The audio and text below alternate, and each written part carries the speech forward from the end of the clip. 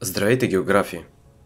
Към Обединеното кралство се приближава разрушителен атлантически циклон, който от понеделник до сряда ще донесе обилни валежи, много силен вятър и риск от наводнения. Гледайте видеото до края за подробности.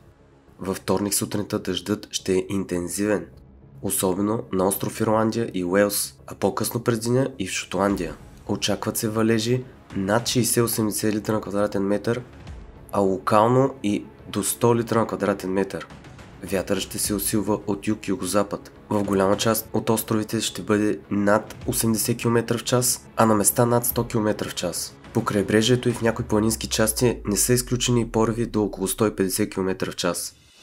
Комбинацията от дъжд, силен вятър и напоена почва увеличава риска от внезапни наводнения, свлачища, паднали дървета и прекъсвания на електрозахранването.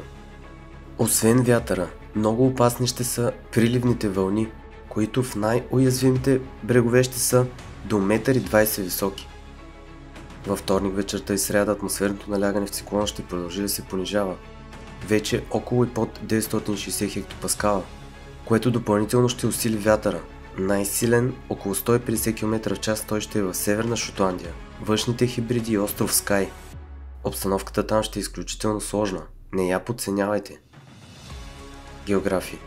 Следете редовно прогнозите и предупрежденията от местните служби.